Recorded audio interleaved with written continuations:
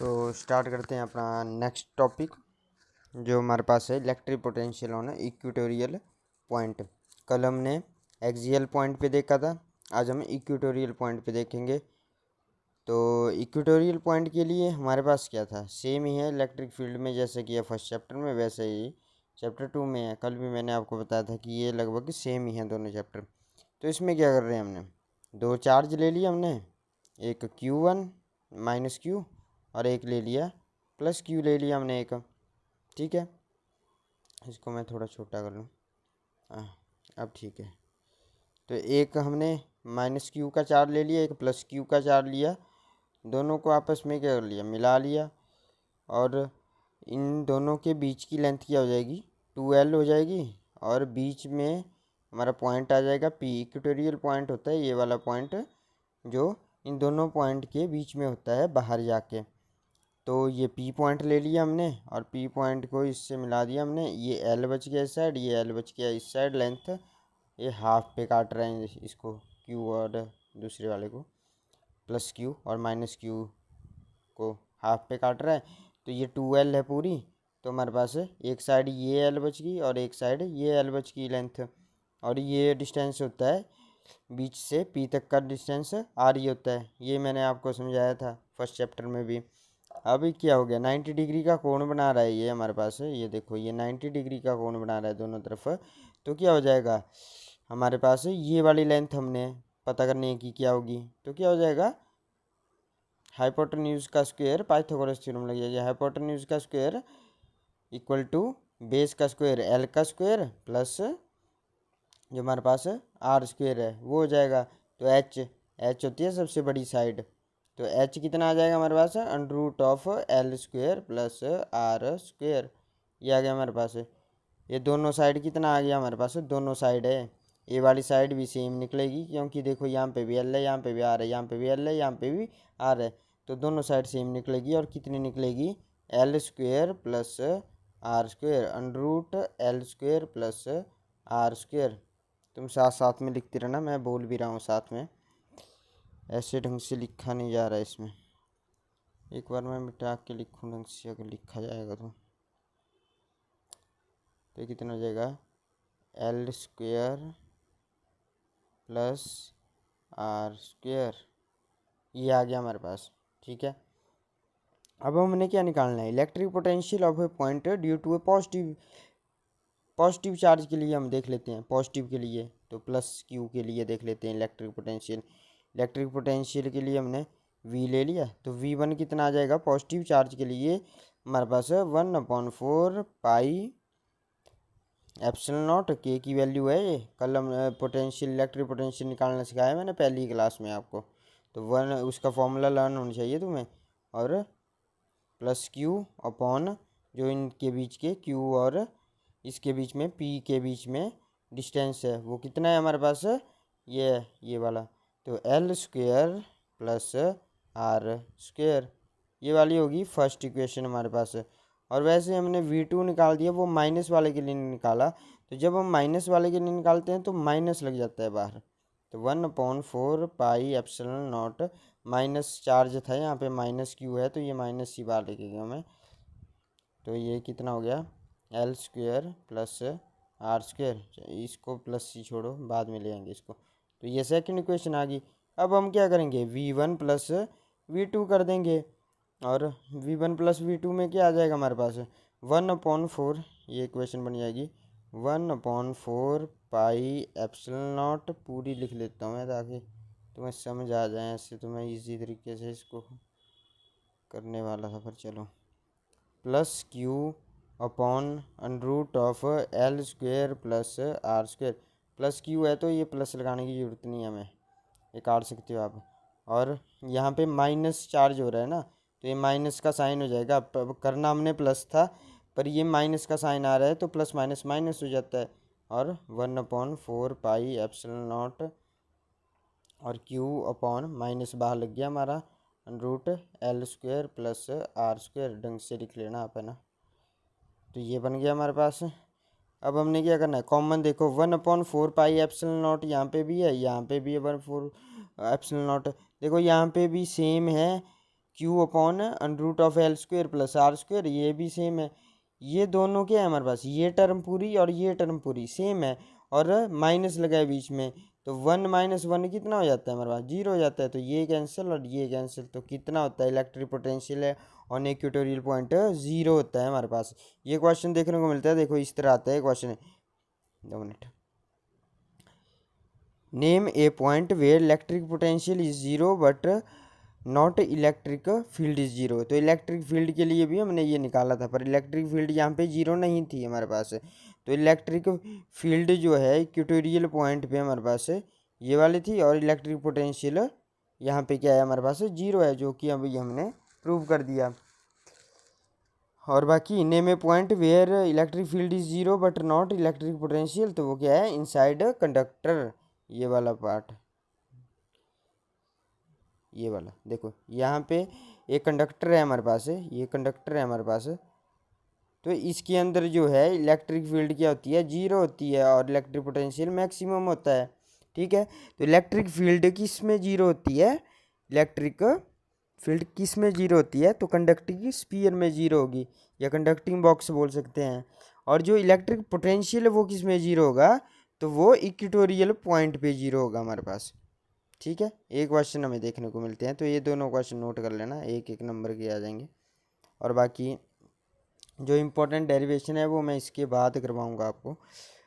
Next है हमारे पास equatorial potential surface. तो ये एक ऐसा सरफेस होता है जिसके ऊपर जो हमारे पास पोटेंशियल होता है वो क्या होता है, सेम होता है हर जगह पे। ऐसा सरफेस जिसके ऊपर पोटेंशियल सेम होता है हमारे पास, जैसे ये प्लस क्यू है, तो ये प्लस क्यू क्या कर रहा है, इतने इलेक्ट्रिक फील्ड बना रहा है, तो यहाँ पे जितना इलेक्ट्रिक पोटेंशियल होगा वहाँ यहाँ पे भी उतना ही होगा, यहाँ पे भी उतना होगा, यहाँ पे भी उतना होगा, यहाँ पे भी उतना होगा, पे भी इतना होगा। इलेक्ट्रिक पोटेंशियल होता क्या है, चीज़ों को बाहर से अंदर की तरफ लाना, एनर्जी लगाना किसी चीज़ को अंदर की तरफ लाने के लिए।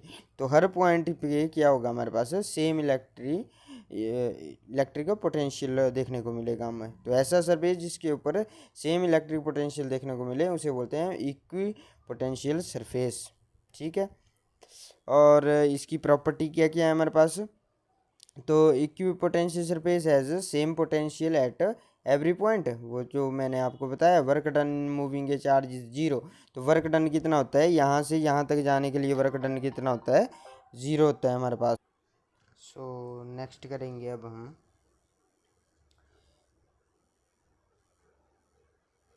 रिलेशन बिटवीन, ये सबसे ज़्यादा इम्पोर्टेंट है हमारे पास, ये जो मैं करवाने के लिए जा रहा हूँ अब रिलेशन है, ये सबसे ज़्यादा इम्पोर्टेंट है, और ये पेपर में आएगा ही आएगा, 100% गारंटी है कि ये पेपर में आएगा ही आएगा। और क्या है ये, relation between electric field and electric potential.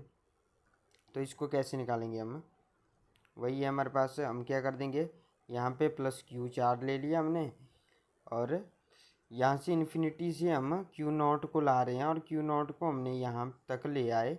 तो यहाँ तक लाने के लिए क्यू नॉट के लिए पोटेंशियल कितना लगा, वी लग गया। और यहाँ पे हमारे पास बी पॉइंट है, बी पॉइंट तक हमने इसको लेके आना है। तो बी पॉइंट तक ले आने में और कितना पोटेंशियल, वी तो यहाँ तक ही लग गया, इस पॉइंट तक, ए पॉइंट तक ही लग गया हमारे पास बी। ठीक है, वी पोटेंशियल, और पूरी लेंथ क्यू से क्यू नॉट तक की कितनी है, एक्स है। तो यहाँ से ए से बी तक लाने के लिए कितना पोटेंशियल लग जाएगा, और डी वी पोटेंशियल लग जाएगा। और तो ये टोटल कितना हो गया potential, V plus D V potential लग रहा है, मतलब कि टोटल हमारे पास इसका। ठीक है, अब हमने निकालना है, हमें पता है वी नो कि डी डब्ल्यू की वैल्यू कितनी होती है हमारे पास, वर्क क्या होता है, force into displacement D X. और जो हमारे पास डी एक्स पॉइंट को जब हम हटाते हैं बीच में से, तो मैंने बोला है कि कॉस थीटा, कॉस लग जाता है वहाँ पे, और कॉस कितना लगेगा यहाँ पे, 90 डिग्री लगेगा, क्योंकि इलेक्ट्रिक फील्ड इसको बाहर की तरफ फोर्स लगाती है और एक अंदर की तरफ फोर्स लगती है। तो जब एक बाहर की तरफ लगे एक अंदर की तरफ, तो 180 डिग्री का एंगल बनता है। ये भी मैंने आपको समझाया था पिछली बार, F D X cos of 180 degree, या कॉस ऑफ थीटा ही छोड़ते हैं अभी तो हम इसको, F D X cos of theta ही है अभी तक हमारे पास। मैं मिटा के फिर से लिख देता हूँ, कन्फ्यूज़न ना हो आपको।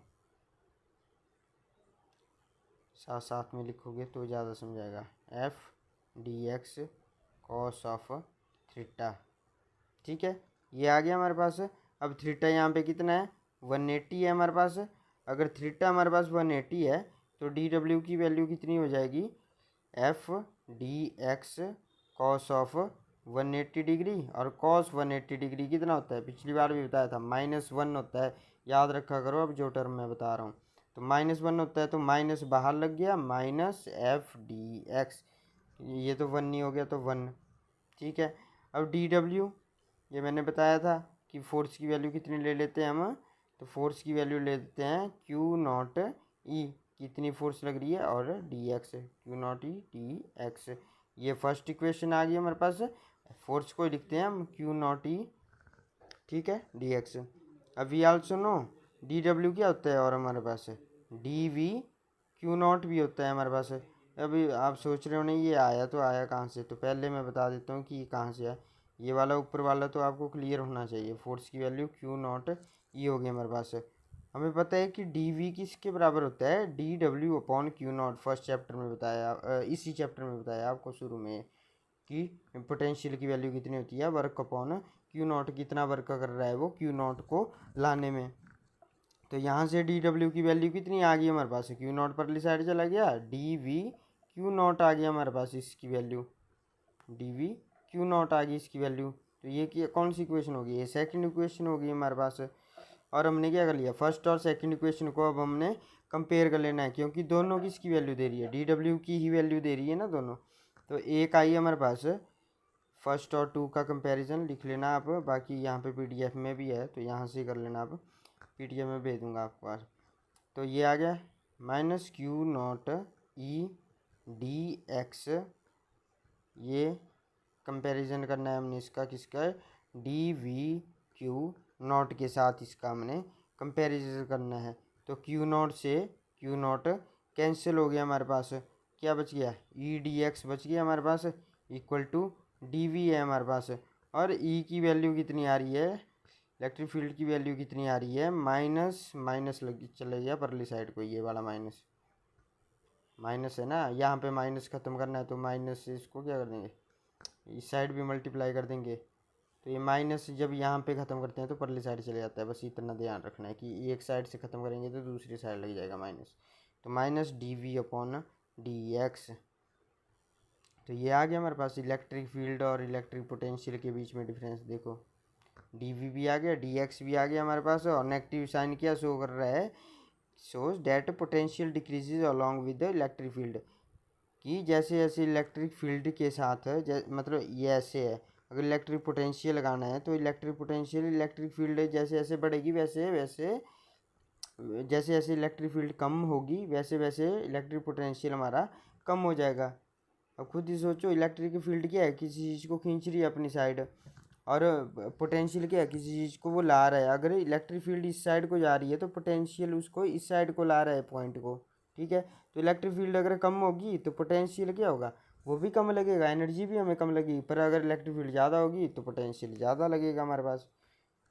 तो ये काफ़ी इम्पोर्टेंट है हमारे पास, ये 2-3 बार करके देखना, और ये पेपर में आएगी 2 या 3 नंबर की। अभी नोट कर लो, relation between electric field and electric potential, ठीक है। एक बार रिवीजन यहाँ से कर लेते हैं हम इसका एक बार।